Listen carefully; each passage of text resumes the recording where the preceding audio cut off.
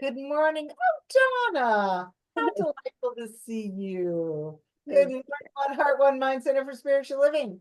I am going to share a video with you. This is Faith Rivera, and I know this is a Karen Drucker song, but I just love this, and hopefully this is our inspiration this morning. So let's play this.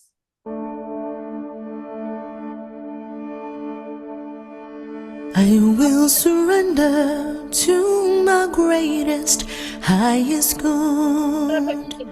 I will release any fear that blocks my way. For every step I take. Okay, I'm going to stop it just because I don't know if you can hear it. Can you hear it? Thumbs up if Yes. yes. Good. Sorry about that. I just couldn't, I wasn't getting a response. But here, let's start it again.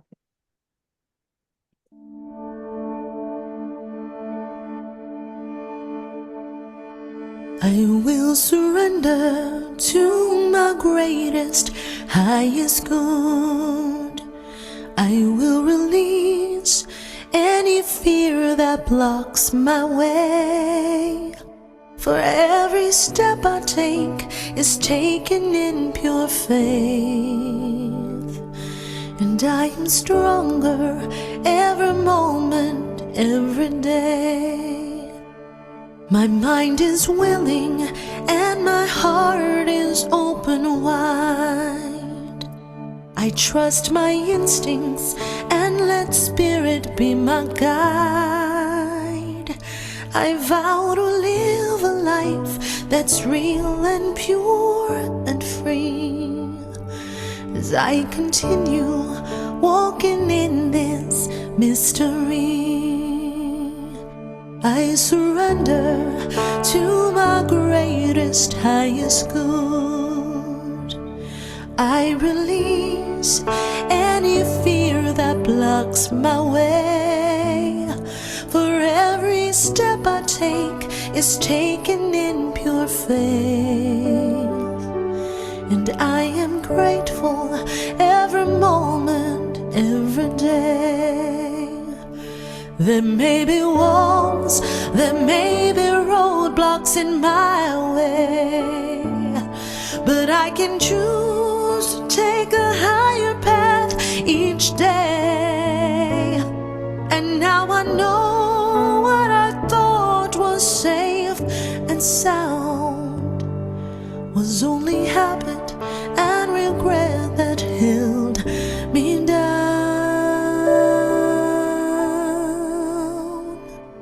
I will surrender to my greatest, highest good. I will release any fear that blocks my way. For every step I take is taken in pure faith.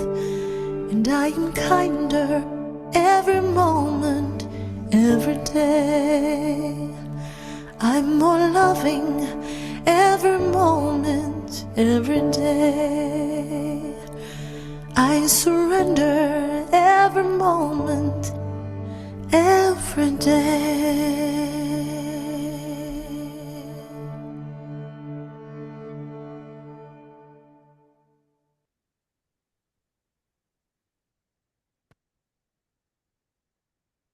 Oh, I love that. I guess it actually was written by Faith. I know that Karen does that song, but what a wonderful way to start us out. Oh, Judy's here too. Hello, Judy. So I would like to turn the floor over to our practitioner of the day, Ralane. Good morning, Ralane. Good morning. All right, let's just sit back and do a little prayer, okay?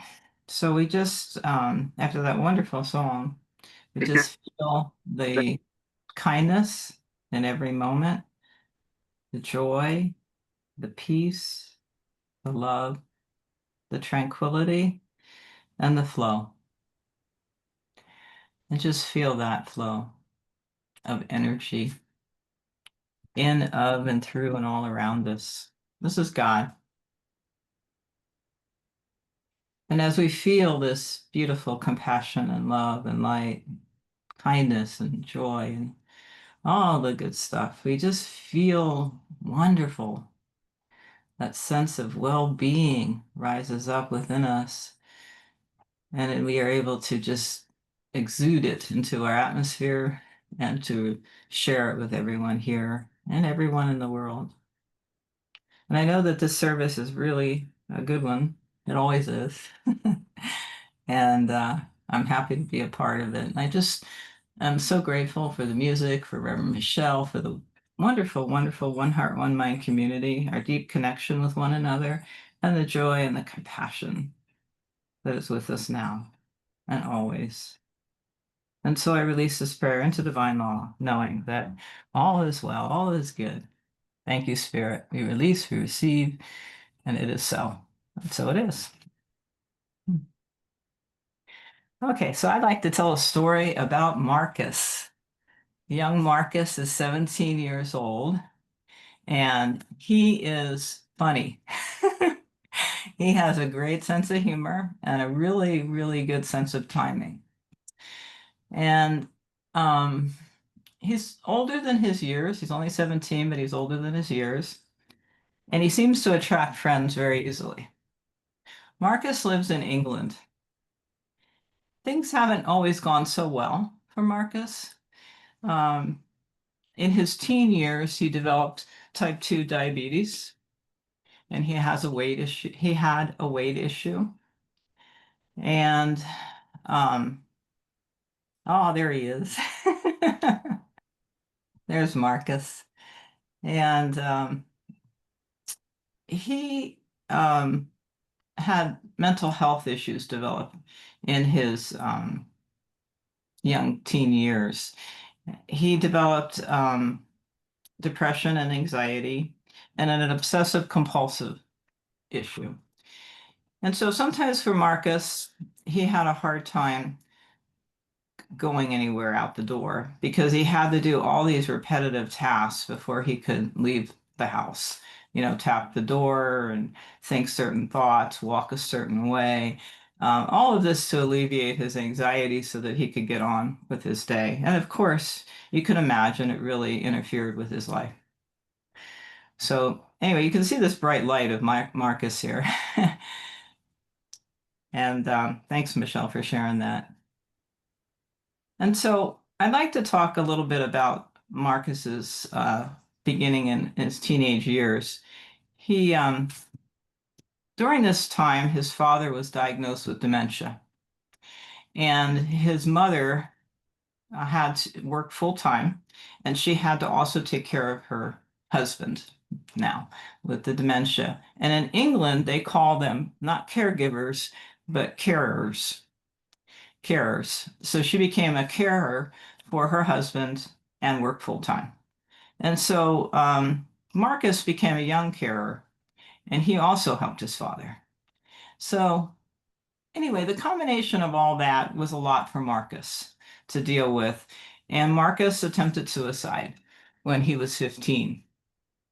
And luckily for all of us, he survived.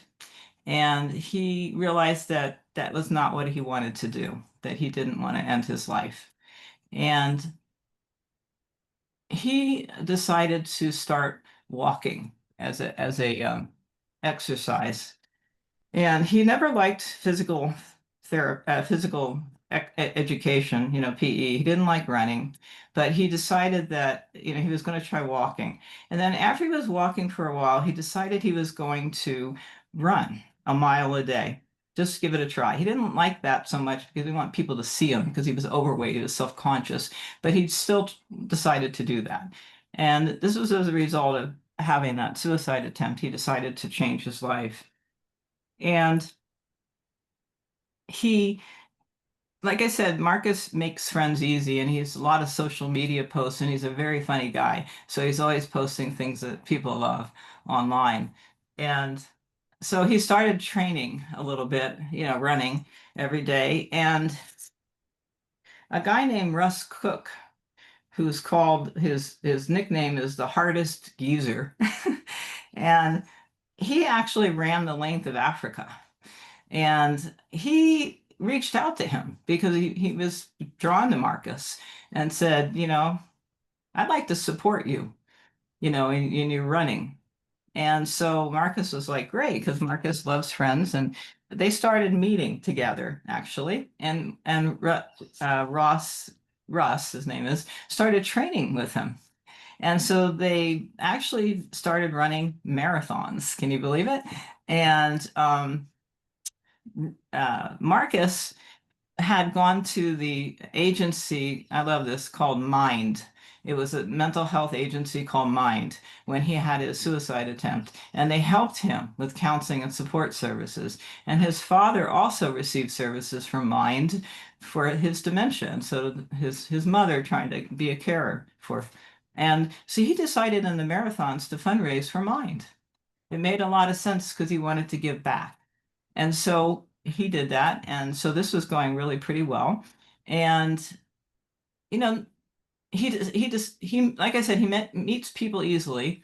This one guy became friends with him, and he needed a support car, somebody that could help ride along with him so that if he needed help, he could get help. So his name was Harry, and he started really liking Marcus, and he quit his job to work for Marcus as a support car driver. And the mother provided a car through her work.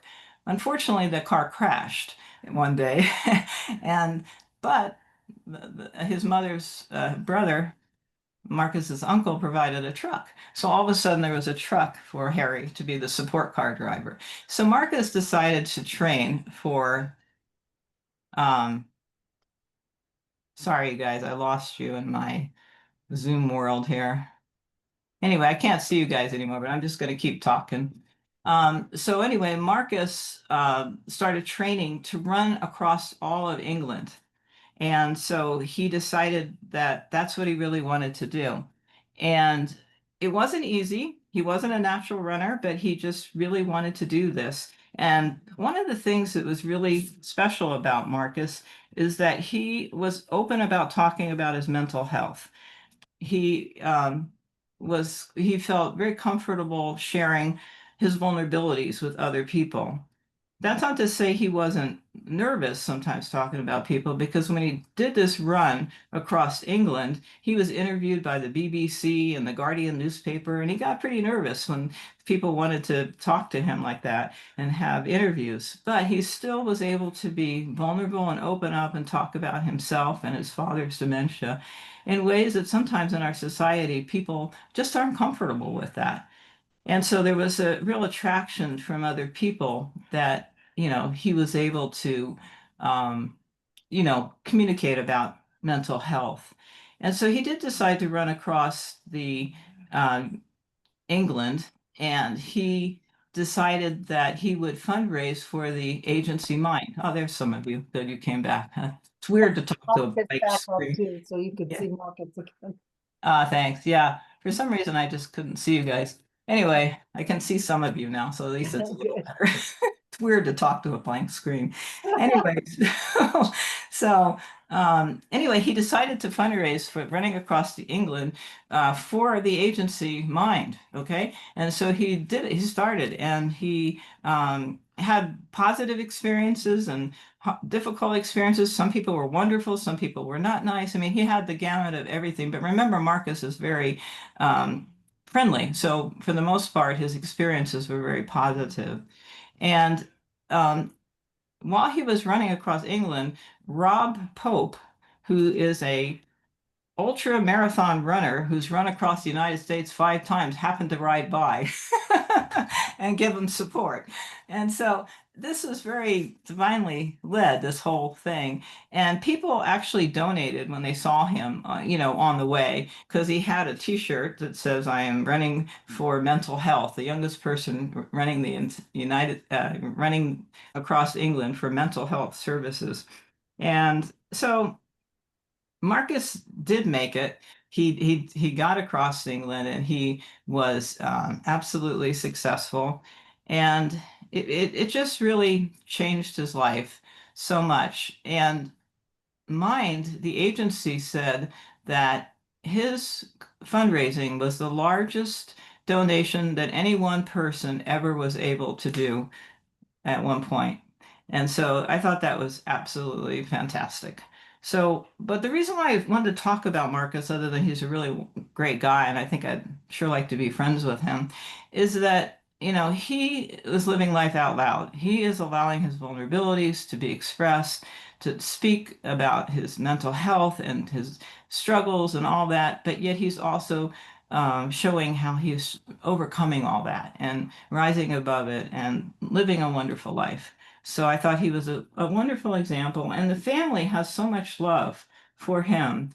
It was just amazing how much they love him and how much he loves them. So amazing support. And that's the story of Marcus. Oh, thank you for sharing that. That's very inspiring. And you're right, that is living out loud. Can you see your screen, Ralane? I can only see a few of you for some reason. Okay, well, I just posted the June's affirmation, so I'll read it because Oh, I appreciate that because something has gone amiss with my. no worries. So June's affirmation is we celebrate the one divine presence expressing as many. We honor all paths as sacred and all people as divine.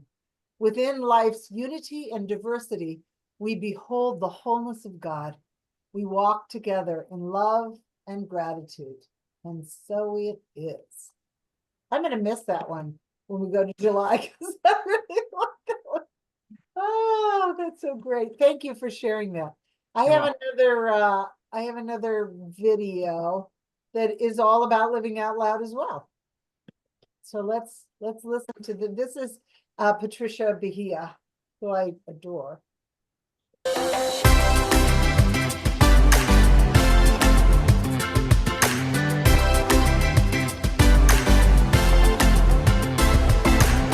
Everybody got a little something only you can bring. It's impossible to put it all together. Need every piece to make it complete, yeah. Every note to make a symphony. All the voices singing harmony. All the colors of the rainbow shining. Everyone, everyone. Say yes, say yes, say yes, say yes, say yes, say yes to a world with a little more love. Little more love, oh yeah. Never feel you're insignificant, like a tiny little grain of sand. What you do, what you say makes a difference. Go ahead and reach out your hand. Open the door, say hello. A stranger today, you might get to know 'em. Little love just keeps on growing, change your life without even knowing. Say yes, say yes, say yes, say yes. It takes everyone, everyone, everyone to make a world with a little more love. Little more love. Oh yeah. It doesn't matter where you come from, gender or race, spiritual beliefs or orientation. Everyone has got the same motivation. Love is love, the same situation. Give love and help one another. In this world, there's only each other. One blood, the human race. If you feel the same, let me hear you say. Say yes, say yes, say yes, say yes to a world with a little more love, little more love, oh yeah. Everyone, everyone, say yes to a world with a little more love, say yes to a world with a little more love.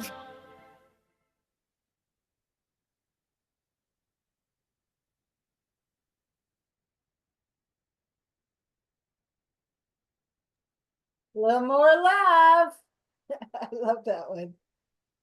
She has the best videos and upbeat songs. It's great. Oh, wow. Well, now I am certainly inspired. Oh, can everybody hear me okay? Thumbs up. Can you hear me? Yeah. Okay, good. Sometimes I don't know and I'm talking away and then I realize, oh, they can't hear me. So Good morning again to One Heart, One Mind Center for Spiritual Living. Whether you're joining in real time or replay, I'm just glad you're here. And every week it's our intention, our center's intention to create a service that really inspires and uplifts our lives, and and that we can see things happen in unexpected and just magnificent ways. So welcome to everybody again. So today, if you haven't guessed by now, we're talking about living out loud, which is kind of just a catchy way of reminding us that we're all divine beings having an experience of a human life, and that we're here to share our very unique expression of this one life. Living out loud is a call to shine our light. To without apology or without explanation, right? Just to be that light, to share our gifts generously, and to live within that flow and rhythm, that we're always talking about, of divine abundance and just the expression of God's good just moving through us. I'm going to share a quote from Ernest Holmes that I think reminds us that each of us is this unique idea, a thought born in the mind of God, an idea in the mind of God. And Ernest Holmes wrote this in the Science of Mind text, and it's on page 69 if you ever want to look it up.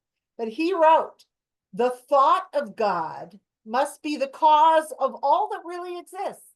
And there are so many existing things, so there must be many thoughts in the mind of the infinite." Can you imagine? Everything that exists is a thought in the mind of God, an idea. Pretty incredible, really. Reminding us that each and every one of us is this magnificent, unique expression of this one mind, of God.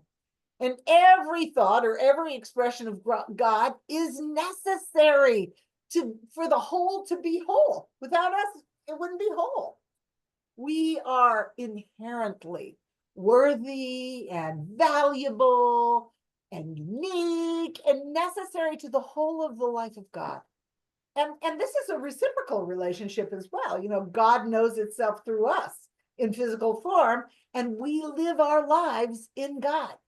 And we're here on planet Earth to speak out loud, to live out loud, with our own unique voice, that one we've been given, and we're born from that loving thought of God. Our voice, our presence is born from that oneness.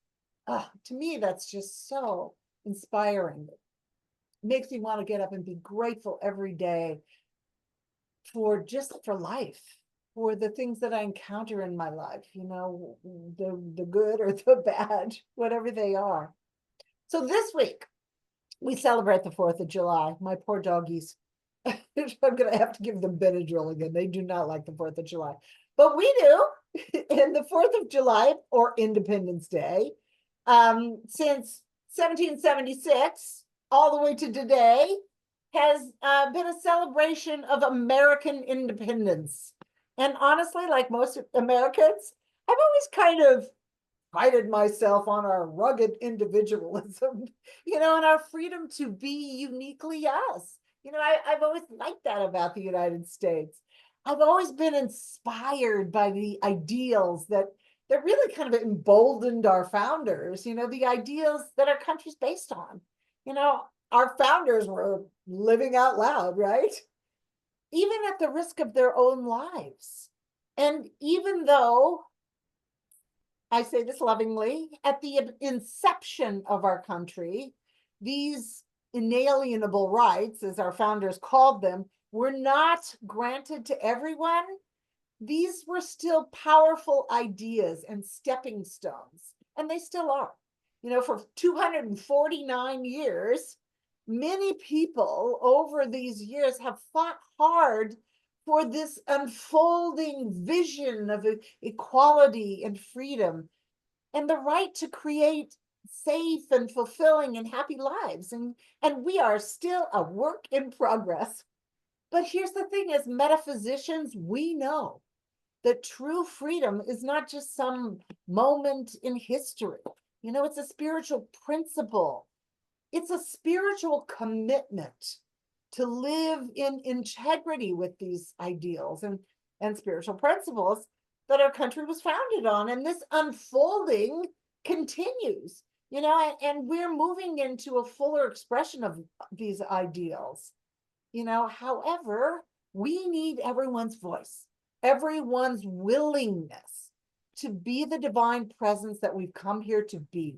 And everybody has to be willing to live spiritual principle, to know spiritual principle in our hearts, and to live them out loud. And I don't want this, I'm going to say something that I don't want to be misconstrued as political. It isn't meant to be political at all. I think standing on the principles that our country was founded on is true, whatever side of the aisle you sit on. But I do believe that we have to look at what's going on in our country right now and be honest about it. And as I look around, I see things that are often out of alignment with the ideals that our country was founded on. You know, laws and policies that restrict freedoms rather than the other way around. You know, inequality seems to be kind of the standing policy. You know, love your neighbor seems like a lofty ideal instead of a daily reality. You know, and don't get me wrong, I am a glass half full kind of person. And I know that there are just as many good things that are rising up in response, things that are inspiring and uplifting. But I am simply reminding us that while we, you know, wave our flags and light fireworks this week, let's remember to light our own inner fire, you know, to live in integrity with these fundamental ideals and ask ourselves, honestly, are we actually living the values that we celebrate on the 4th of July? And for us as metaphysicians, the ideals our country was founded on are very much the same as the spiritual principles that we live our lives by. You know, the ideal of liberty is the principle of spiritual freedom. Freedom from limiting beliefs, freedom from fear, freedom from separation from our good. The idea of equality aligns with the spiritual truth of our oneness in God. Each of us is equally divine and inherently worthy. The pursuit of happiness, well, in Science of Mind, we probably wouldn't say pursuit. We would say something like realization of or alignment with rather than pursuit, because we don't have to pursue anything. It's already within us. But it's still, the idea affirms the principle that joy and fulfillment are not only possible, but they're our divine birthright. And they're attainable when we're in alignment with our divine nature. And they flourish when given the internal and the external environment in which to expand and grow. And this, I believe, was the intention of our founders. And if you're anything like me, you probably are. Sometimes you might feel powerless and a little disconnected from the decisions that are being made by our government and our leaders. It's so easy to get discouraged. And then I remember that spiritual independence comes from rising above fear. You know, we experience it when we choose to love and to feel our unity with each other, within our own minds and our own hearts, right here, right now.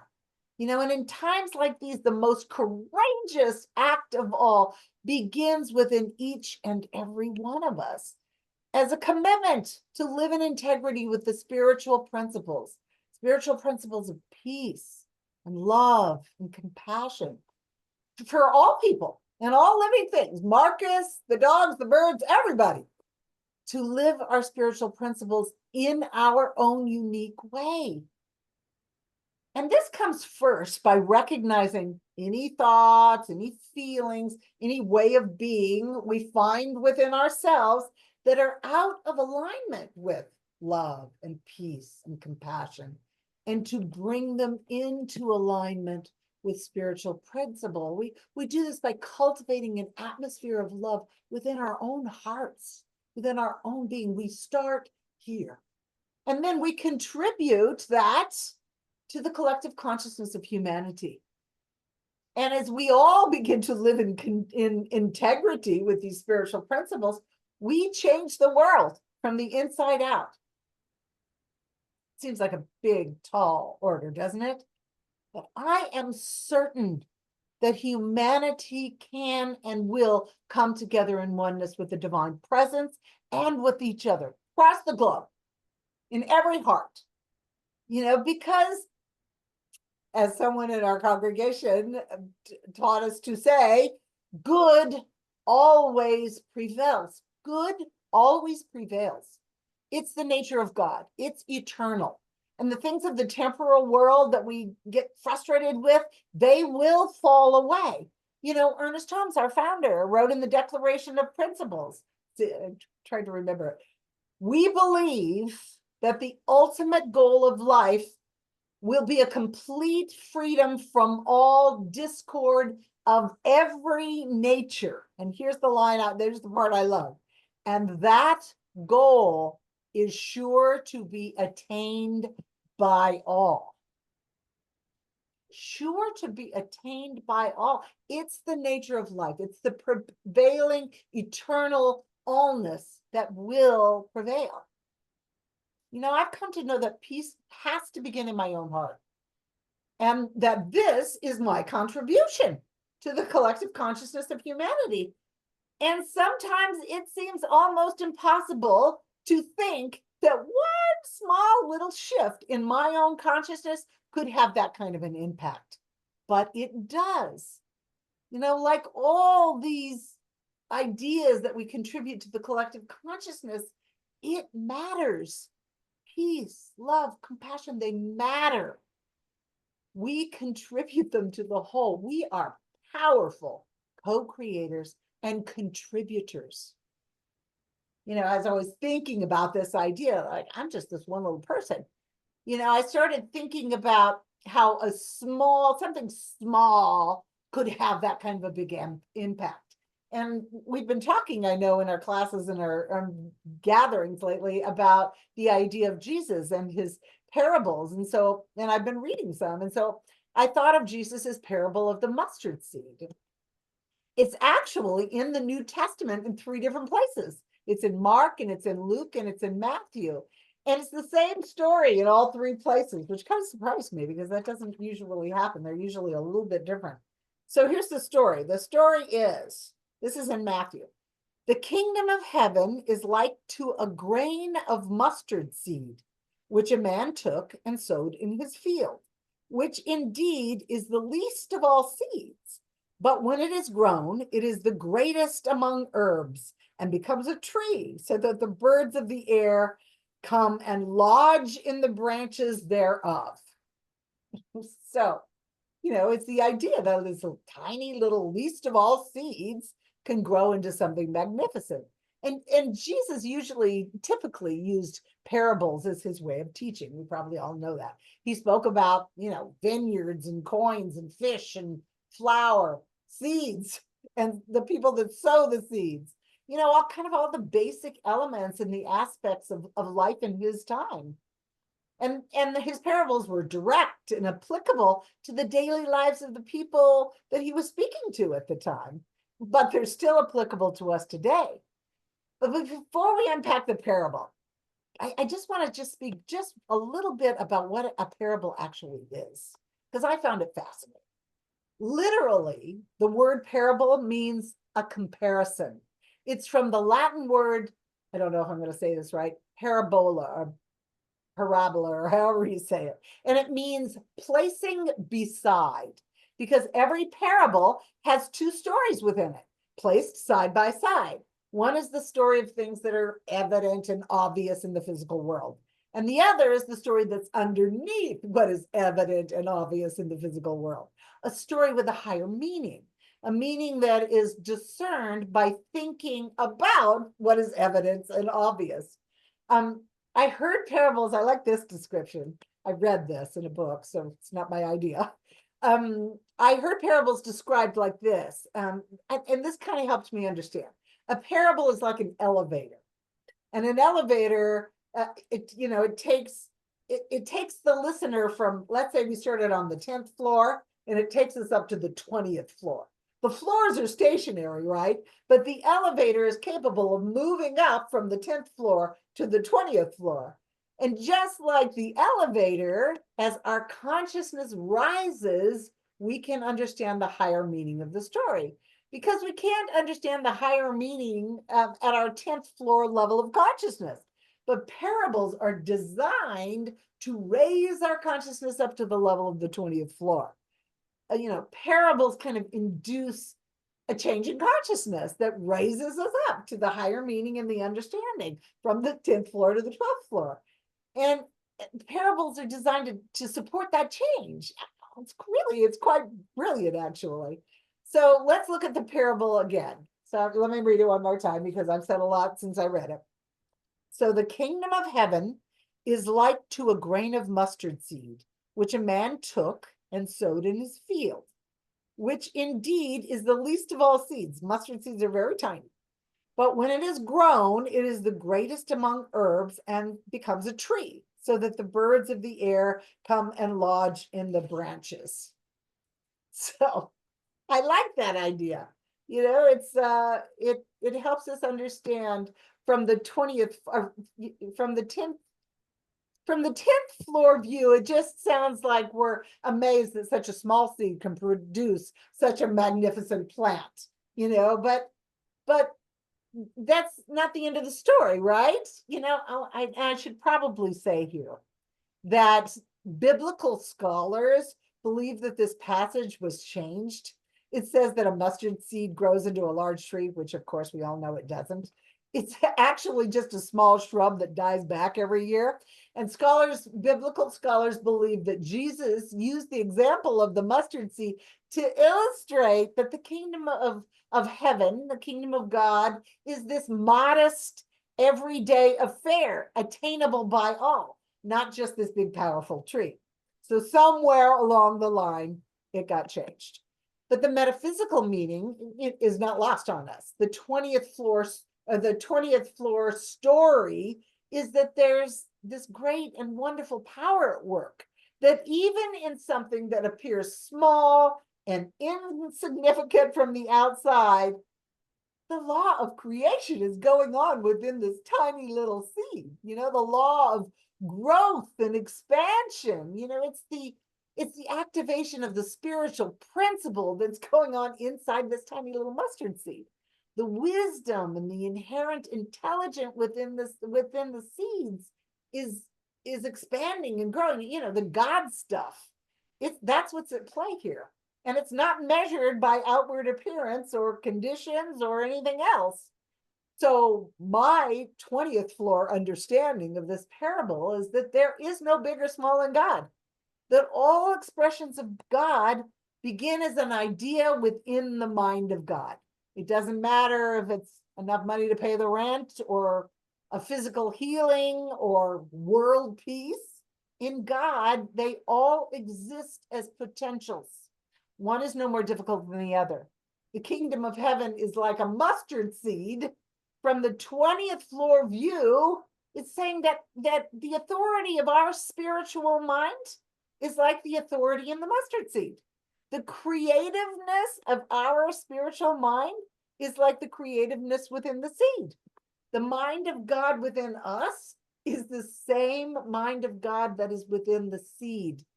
It might seem insignificant and unimpressive from the outside, but within the seed resides the presence of the mind of God itself. That's big and huge. The power and the authority of the kingdom of heaven. So, in those moments when I find myself being frustrated or wondering, who the heck do I think I am to change the world by what I hold in my own consciousness and my own heart and mind? I can remember the power of the mustard seed. And even though it may not actually grow into a powerful tree, it does come back. Every year, year after year, mustard seeds spread their seeds around. They're constant and sure. And one mustard plant is never repeated. It's unique in its own way. irreplaceable in the wholeness of God, just like we are. Just like we are.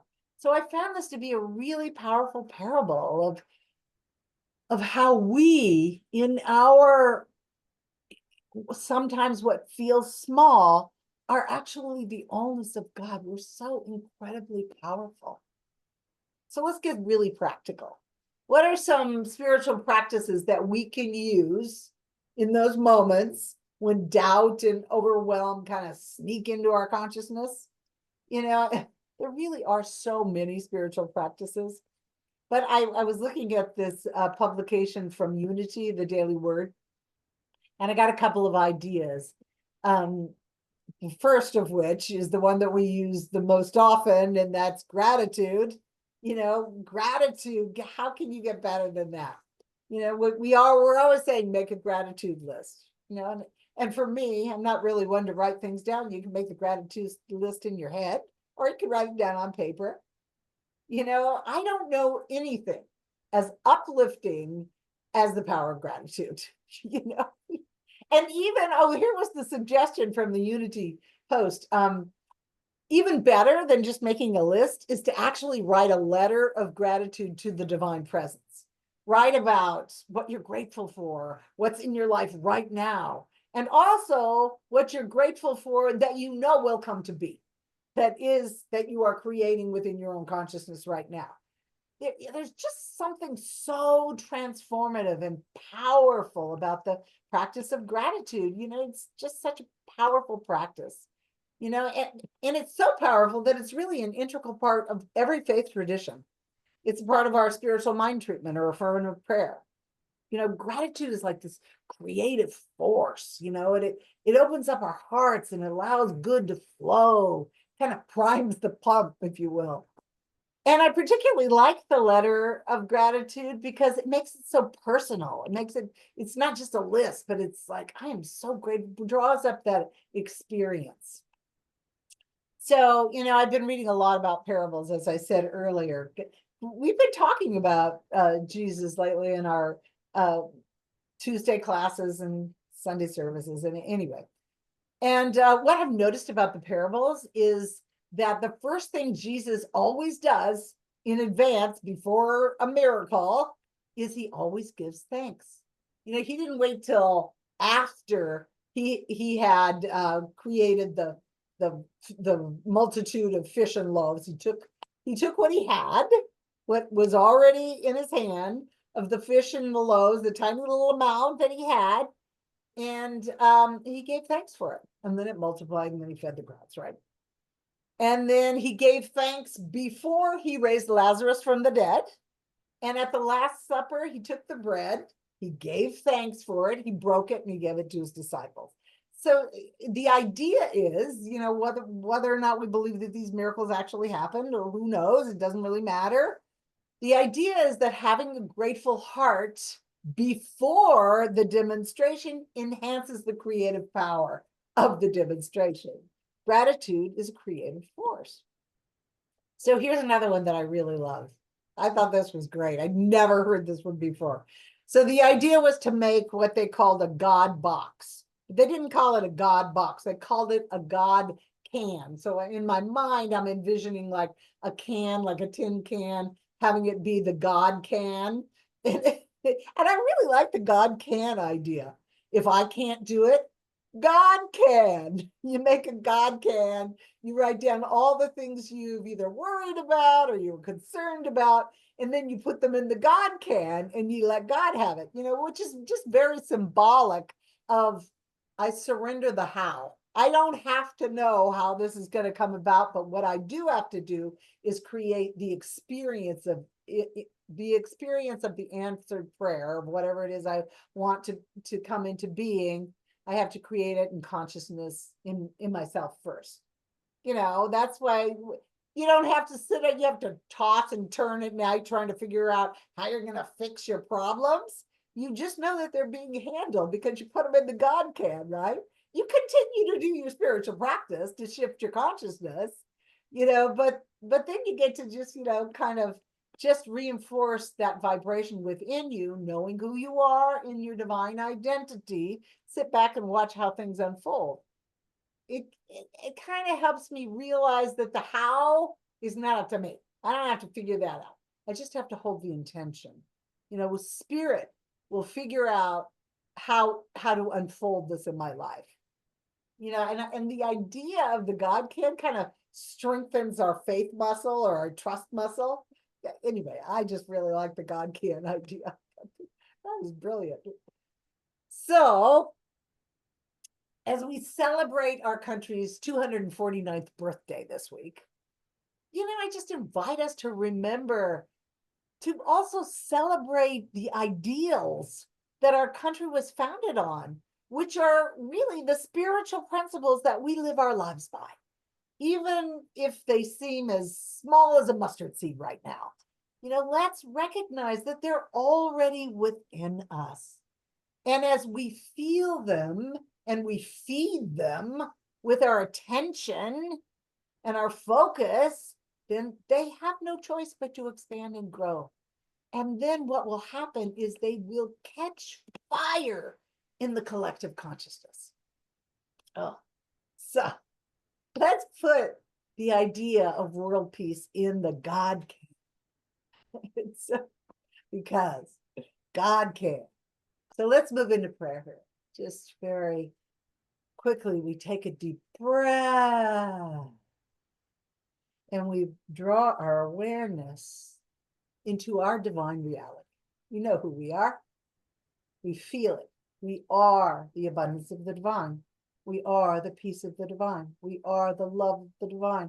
We are the beauty, the wisdom, the order. We are all that God is. God is I am. God is we are. God is life is. And so I speak my word for and about each and every person that is on this call, and each and every person and being that lives on our divine planet, each and every being that's in the wide universe, the universe of the divine, that there is a shift, that we live from this divine reality, this divine identity, and we know nothing else. Anything else simply falls away, and we nurture this seed, this mustard seed. Doesn't matter how small it is planted, and we feed it and nurture and cultivate it with our gratitude, with our trust, with our faith, with our knowing, with our certainty that it will come about. It's already true. We are just waiting for this self that we are to express itself in the world. So from this place of knowing, from this powerful place of creative gratitude, I just say thank you. I revel in the divine reality. And together we signify our agreement by saying, and so it is. And so it is. So I am going to change my view here so I can see all your lovely faces. There we go. Lovely faces. So let's nurture, let's water that mustard seed. Oh, let's see. And I don't know, Lisa. Yeah, you are. She's our girl. Let me get the ways to give up here. We will ways to give. Yes. This is our time of giving, as most of you who faces I'm seeing already know. And we know how to give. And for those who may be new online, Venmo is a really great way to do it. It's very easy if you use a computer or your phone. And then Reverend Michelle's address is online at 1338 Idaho Avenue, Escondido, California, 92027, if you prefer sending a check. And so I know that giving can have its own joyful feeling when you know that you're supporting something that nourishes you. So, do you have the blessing, Michelle? Yes, I do. All Okay. right, here we go.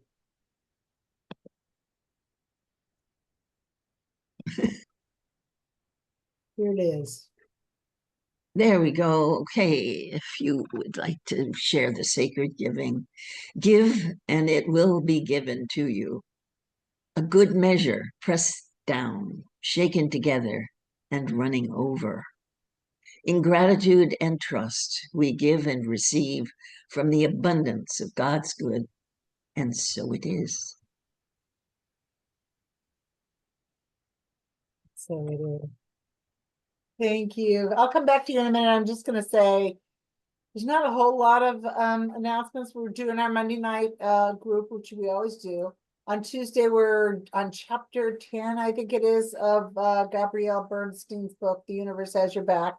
Even if you don't get a chance to read the book, we have the most amazing conversations. We don't even half the time talk about the chapter. We end up with these great conversations about just all kinds of spiritual stuff.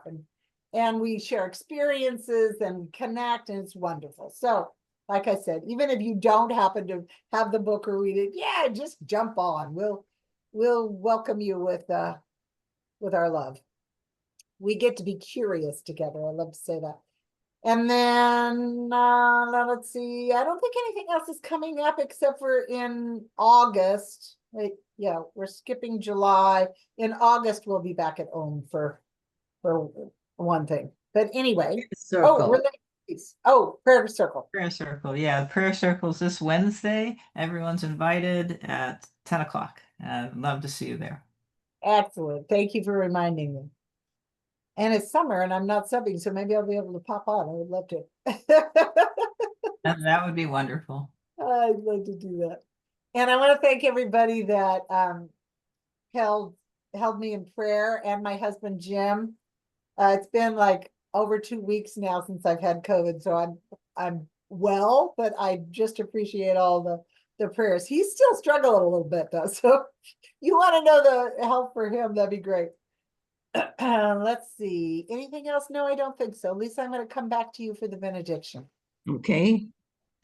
So why don't we just take our nice deep breath that joins our spirits together in this moment. I am so grateful for this service and feel that it is that we have all been blessed by the story of Marcus and Ralane's prayer and Reverend Michelle's wonderful talk and reminding us of the value of looking at parables as a way of learning, and also of all that she shared in relationship to kindness and our oneness, our unity with one another. And so with the 4th of July coming, I find myself wanting to say that Spirit is covering the entire country as we pull into this holiday that is a holiday to unite us, and that no matter what political side anyone is on, that I feel that it's possible for us to join together on a heart and soul level in our appreciation of the gifts that we have received from being citizens of this nation and being focused on liberty and justice for all, and know that we are one human race and that we care for one another, and that we're each individual who is a thought of God's, important and totally important to the whole. And so I release my word into the law, knowing that it is done, knowing that the love, faith, and compassion that each of us desires to see in the world can be enlarged, can come from that little mustard seed and grow into a glorious and great tree. And so I release everything, and in great gratitude, by saying, and so it is. It is. Yeah. Beautiful. So here's thank you, Lisa, that was amazing. Thank you for all of that. And here's a reminder from Karen Drucker.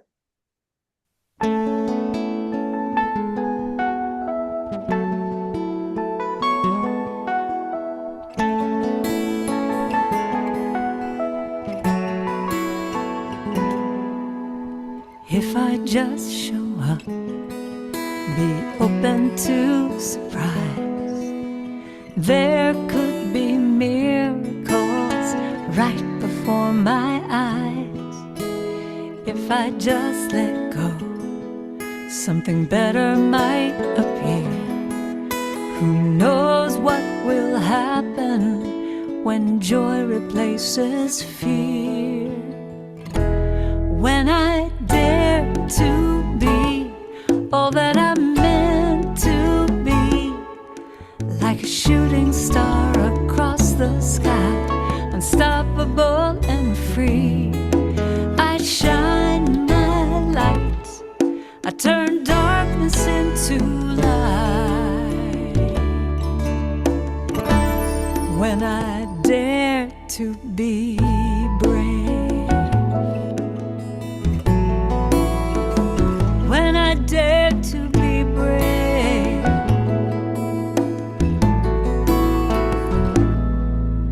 I'll trust in who I am, be bold and take a shot.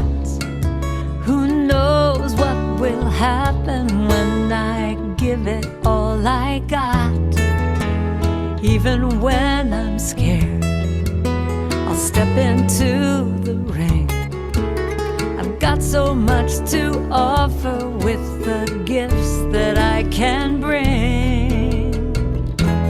When I dare to be all that I'm meant to be, like a shooting star across the sky, unstoppable and free, I shine my light, I turn darkness into light. When I dare to be brave, oh, I'm brave.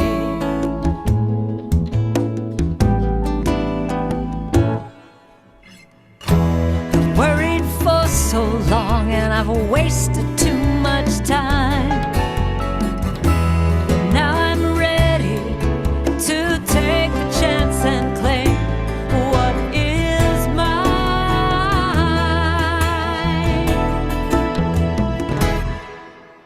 The path is free and clear, there's nothing in my way. I listen to my heart and not what other people say. I'm gonna take that leap. I've never felt so strong. I might not do it perfectly, but I'm right where I belong. And when I dare to be all that I'm meant to be, like a shooting star across the sky, I'm unstoppable and free.